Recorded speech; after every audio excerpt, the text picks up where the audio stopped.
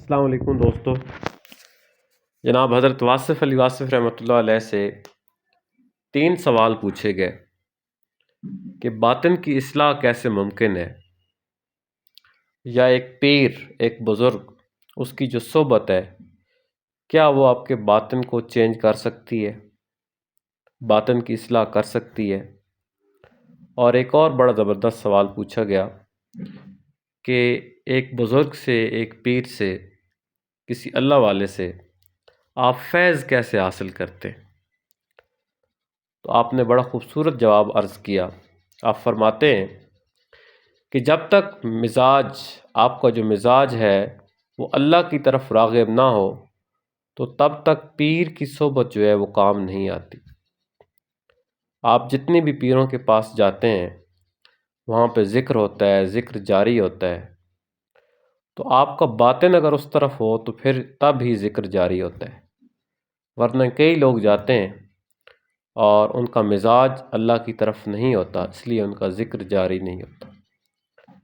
اسی طرح سے انسان کے باطن کی جو اصلاح ہے وہ اگر کلیئر ہو جائے، پاک ہو جائے، تو پھر کسی کی صحبت، کسی پیر کی صحبت، کسی اللہ والے کی صحبت جو ہے وہ کام آتی ہے. اور پھر فیض بھی تب بھی ملتا ہے، ورنہ فیض کا سوال ہی پیدا نہیں ہوتا. فیض کو آپ یوں سمجھیں کہ یہ کسی سفید کاغذ پر تحریر ہے، تو اس میں کاغذ کا سفید ہونا شرط ہے. یعنی آپ کا دل بے آرزو ہونا چاہیے، لیکن اگر آرزو سے بھرا ہوا ہے تو پھر آپ کو کوئی شے کام نہیں آئے گی. اور اگر دل بے آرزو ہو چکا ہے تو جو کچھ آپ کا شیخ، آپ کا پیر، آپ کا مرشد، آپ کا اللہ والا بزرگ آپ اس پہ جو بھی تحریر کرے گا تو وہ کام ہو جائے گا، اور پھر اس کا فائدہ بھی ہوگا، فیض بھی ملے گا.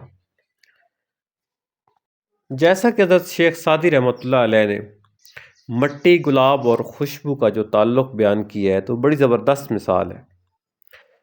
مٹی جو ہے وہ خوشبودار ہو جاتی ہے، لیکن آپ کو مٹی جیسا ہونا پڑے گا. آپ مٹی جیسا ہو کر دیکھو گے تو پھر خوشبو ملے گی. اس کے لیے پہلے مٹی ہونا پڑتا ہے. شیخ سعدی صاحب کی یہ جو مثال ہے بہت ہی زبردست ہے کہ انسان مٹی ہے اور مٹی کا مضمون بھی الگ ہے. اور جب انسان مٹی جیسا ہو جائے تو پھر پیر صاحب کی صحبت اسے خوشبودار بنا دے گی. تو شرط مٹی ہو جانا ہے. بس آپ لوگ ایک کام کریں کہ یہاں کی یعنی دنیا کی جتنی تمنائیں ہیں ان کو آپ تھوڑا سا کنٹرول کر لیں. بس کام کرتے جائیں لیکن تمنا نہ ہو. آپ کمائی بھی کرو لیکن آپ اس کو گنو نہیں، اور اس کو جمع نہ کرو، اس پر فخر نہ کرو.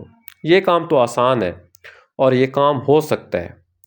آپ لوگ یہ بات یاد رکھیں کہ کچھ عرصے کے بعد اس دنیا کو آپ نے چھوڑ جانا ہے، اور آپ کا یہ دنیاوی مرتبہ، دنیاوی حاصل سب بیکار ہے، کیونکہ اللہ تعالیٰ نے کسی اور مضمون کا سوال پوچھ لینا ہے. تو پھر اس مضمون کی تیاری بھی ہونی چاہیے.